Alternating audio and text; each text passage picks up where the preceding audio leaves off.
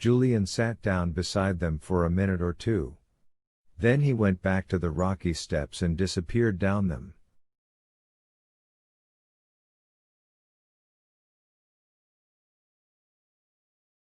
He followed his chalk marks, and soon came to where George was attacking the door.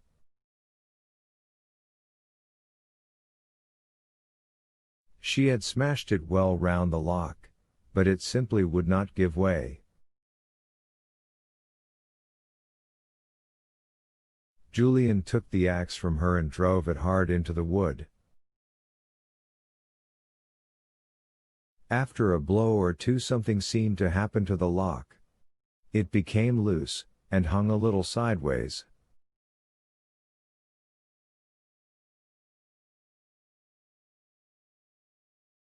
Julian put down his axe.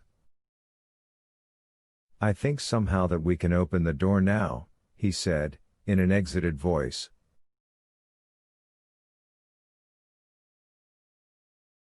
"Get out of the way, Tim, old fellow. Now then, push, George." They both pushed, and the lock gave way with a grating noise. The big door opened creakingly, and the two children went inside, flashing their torches in excitement.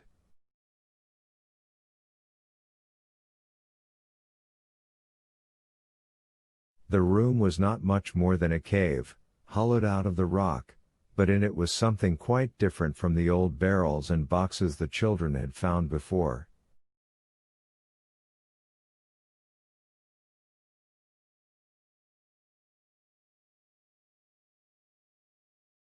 At the back, in untidy piles, were curious, brick-shaped things of dull yellow-brown metal.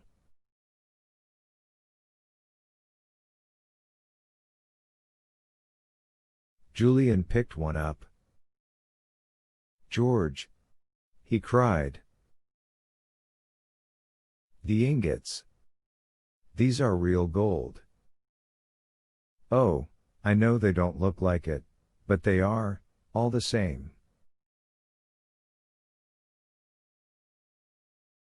"George, oh George, there's a small fortune here in this cellar, and it's yours."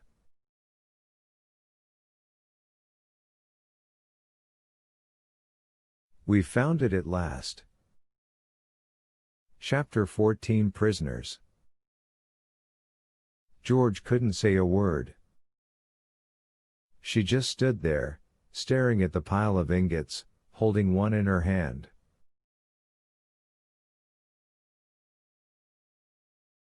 She could hardly believe that these strange brick-shaped things were really gold. Her heart thumped fast. What a wonderful, marvelous find. Suddenly Tim began to bark loudly. He stood with his back to the children, his nose towards the door, and how he barked.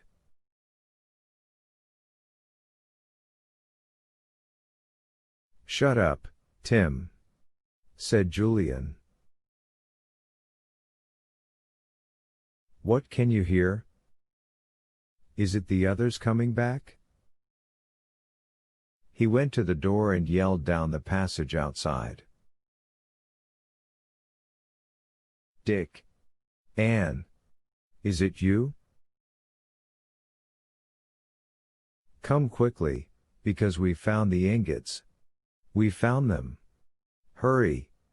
Hurry!"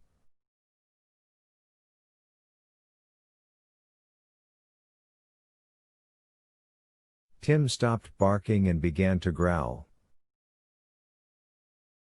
George looked puzzled. "Whatever can be the matter with Tim?" she said. "He surely can't be growling at Dick and Anne."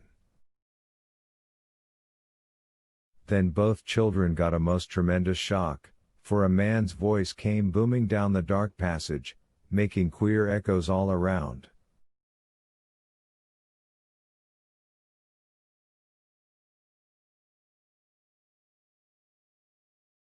Who is here? Who is down here? George clutched Julian in fright. Tim went on growling, all the hairs on his neck standing up straight. Do be quiet, Tim, whispered George, snapping off her torch.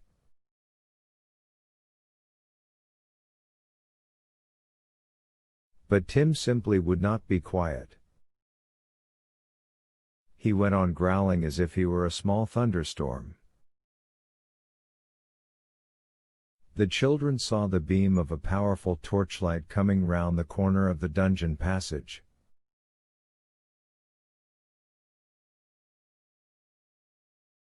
Then the light picked them out, and the holder of the torch came to a surprised stop.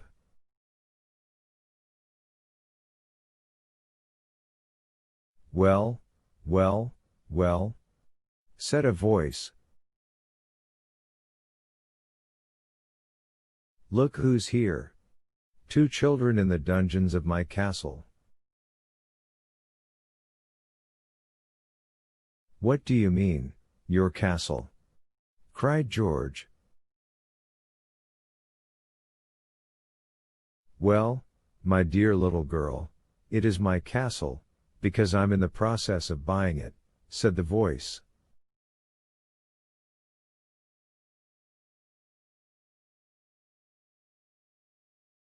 Then another voice spoke, more gruffly. What are you doing down here? What did you mean when you shouted out? Dick and said you had found the ingots?